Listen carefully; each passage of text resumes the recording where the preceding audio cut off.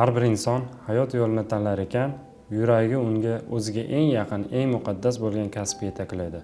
Kimdir ilm beradi, kimdir tabiatni asraydi, yana kimdir vatan himoyasida turadi. Men esa halollik, mas'uliyat va fidoyilikni o'zida mujassam etgan yo'lni tanladim. Soliq xodimi yo'lini. Soliq organi xodimi sifatida men har kuni o'z zimmamda katta mas'uliyatni his qilaman. Chunki mening kasbim nafaqat davlat iqtisodiyotining muhim bo'g'ini, balki jamiyat farovonligiga hissa qo'shuvchi muqaddas vazifadir.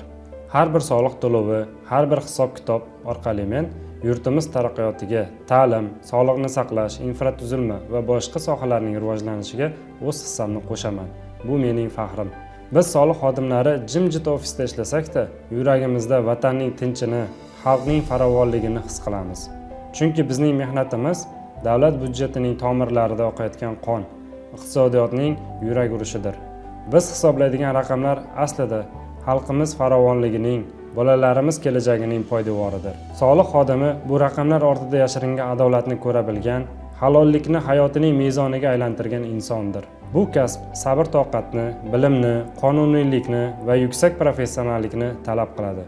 Har kuni to'g'ri qaror qabul qilish, qonun doirasida ish yuritish, soliq to'lovchilar bilan ochiq muloqotda bo'lish men uchun nafaqat vazifa, balki sharafdir.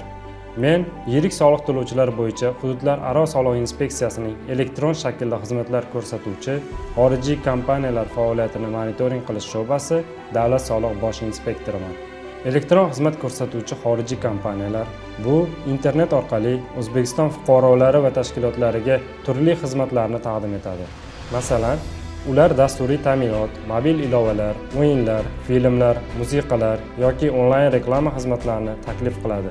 Bunday kompaniyalarga Google, Apple, Netflix, Meta, Microsoft, Amazon va OpenAI kabi yirik platformalarni misol qilib keltirish mumkin. Faoliyatim davomida jahon miqyosidagi yirik kompaniyalar bilan muloqot olib borar ekanman. Men nafaqat soliq organi manfaatlarini, balki mamlakatimizning iqtisodiy manfaatlari va xalqaro nufuzini himoya qilayotganimni chuqur his qilaman. Bu esa o'z navbatida yelkamga katta mas'uliyat yuklaydi hamda menga yuksak faxr va g'urur tuyg'usini bag'ishlaydi. Kasbim menga mas'uliyat bilan birga sabrni, doimiy o'rganishni, o'z ustimda ishlashni o'rgatdi.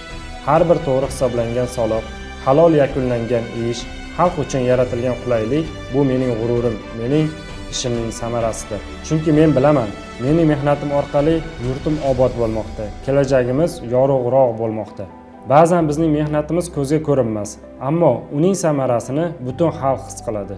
Biz iqtisodiyotning barqarorligi, davlatning mustahkamligi, xalqning ishonchi uchun xizmat qilamiz. Ha, kasbim faxrim. Chunki bu kasb halollik, adolat va fidoyilik ramzi. U menga xalq xizmatida bo'lish sharafini, vatanimga sadoqat bilan mehnat qilish baxtini berdi.